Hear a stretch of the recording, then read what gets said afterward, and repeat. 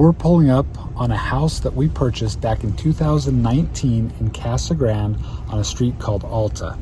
It's right here. My name is Shiloh Lundahl, and you're watching the Improved channel focused on real estate investing.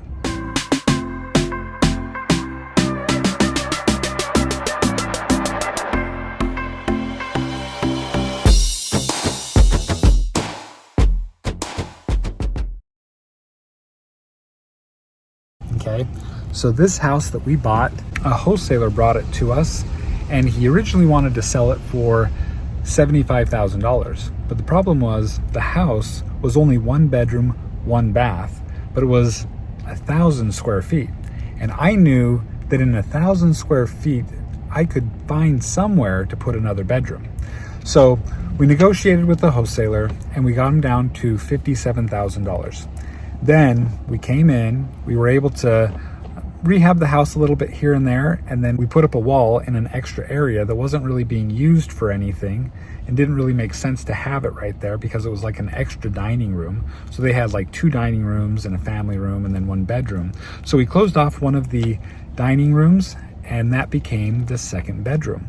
Then we rented it out for a year for about $825 a month.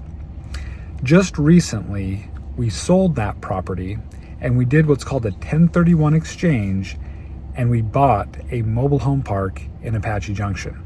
So I'm going to go over the numbers and I'm going to show you how we did this to this property. Hey everyone, I wanted to just kind of talk with you a little bit about this property that I'm at. So I'm here in Apache Junction, and yesterday this little mobile home park with 6 units and a house with 3 bedrooms and then a little guest house with a bedroom. Anyway, it came up on the wholesale list for $275, and I looked at it. I didn't think much more of it, and then I looked at it again this morning with my buddy Jason, and as we looked at it, we kind of did some numbers, and we're going to go ahead and get this property under contract. So the way that it works out is they're going to do the financing. They're going to finance about 225 of the property. Again, we're getting it for 275, so we need to come in with 50,000 down. They're going to finance at 4% interest for a 10-year term. So that kind of works with us. We don't have to actually go and get other financing. The payment is going to be about $2,200 a month, but it has 6 RV spots, and so you see an RV right here and then right there, and then over on the other side of this wall there's 3 other RVs, and there's a spot for 1 more RV over there. So we went in the house, and it's interesting, it looks like they started a rehab, and so there's some things that are pretty good with the house, and it's just kind of funky, but there's 3 bedrooms, so I think that we're going to be able to rent it out for maybe $1,000 a month, and then maybe 900 to 1,000. Maybe a little bit more if we can. And then this little duplex, this other half of the duplex has just 1 bedroom, 1 bath. I think we can rent that one out for maybe $600 to $700. Each of the units, that if we own them, we'll be able to rent them out for probably $600 a month. If we're just renting out the lot space, probably about $300 for the lot space. So then we also have this garage right here. So this huge garage with the tall doors. I think what we're going to do with that is we're going to be able to maybe start building some of our tiny houses out of these garages, so we can store some of our stuff in there. But anyway, we're just looking at this park, and I think that the total income for the park will probably be about $5,000 a month, and then I think between $4,500 and $5,000 a month, and I think that we'll be able to get this to value at probably about $450 is my guess, maybe $450 to $500 after we bring in I don't know, maybe $40,000 to get everything kind of fixed up, to get a couple more units if we need to. So our all in about $310, have it valued at maybe $450. So anyway, it's a good little buy. We're excited to get it.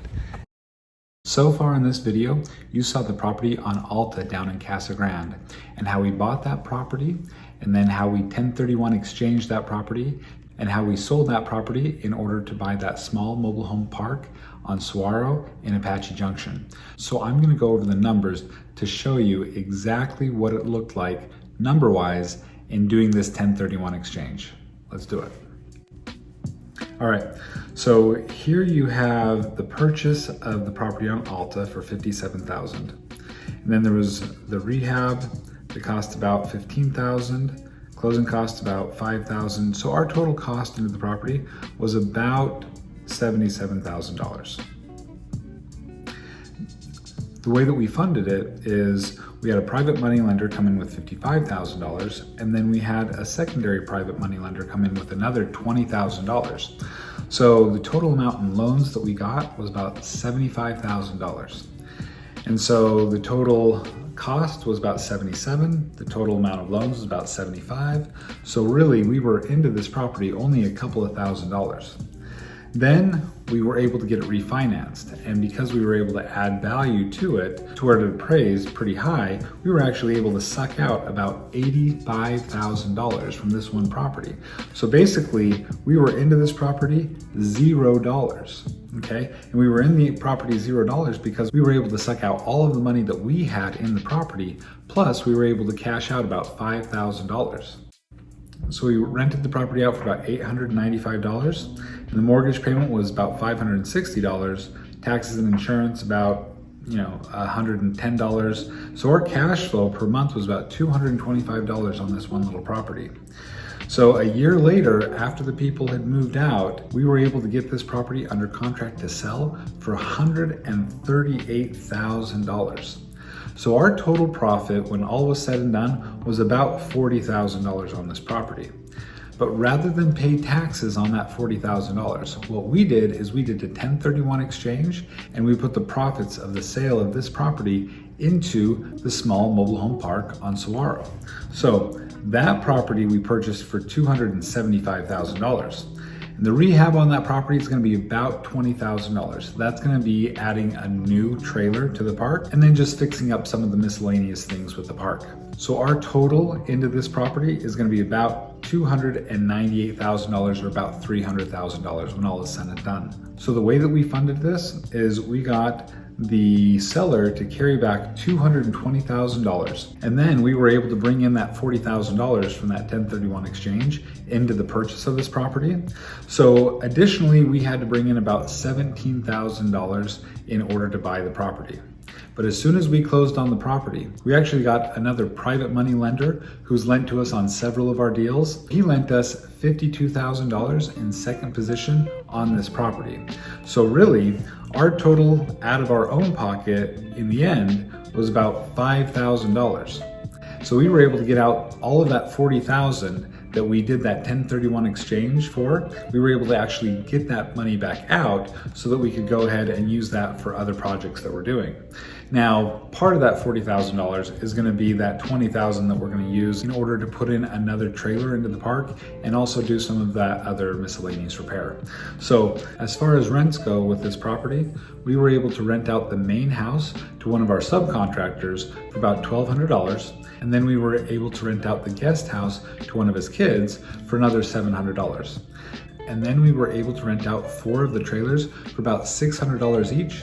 And one of the trailers already had a lease agreement on it where it was being rented out for just $300 for that lot space. So we have the 5 trailers rented out that we currently have in the park, and we have the house and the guest house rented out. And so the only thing left to do with this property is to bring one more trailer into it, and then we can rent out that property. And then as we rent out that property, it's going to increase our cash flow by another $600 a month. So right here, you see the mortgage being $2,250 a month. Taxes and insurance are about $300 a month. And then our other expenses with the property are about $1,000 a month. So our cash flow right now is $1,050 a month. Now you add another $600 to that, and the cash flow is going to go up to about $1,600 to $1,650 a month. So we were able to trade in that property that we got, that we had very little money in, down on the street called Alta, down in Casa Grande. We were able to take that and exchange it where we were only making $225 a month in cash flow, and we were able to exchange it into this little mobile home park where we have the potential of making about $1,600 a month in cash flow, with only about, I'd say about $25,000 of our own money left into the deal. So this is a great example of how to use a 1031 exchange in order to defer taxes on a property so that you can put in the maximum from the sale of one property into your new property. So I just want to give a shout out to Dave Foster, who's down in Florida. He's a great guy. I met him through Bigger Pockets, and he is an expert on 1031 exchanges. So we were able to call him, and he was able to take care of everything to set this up for us. So thanks so much, Dave. I appreciate it. And for everybody else who's enjoyed these videos and some of the content that I'm bringing you, I would love it if you'd subscribe to the channel and click the notification bell and like the video. I'd really appreciate it. Thank you so much for watching. Have a fantastic day and good luck to you as you invest in real estate.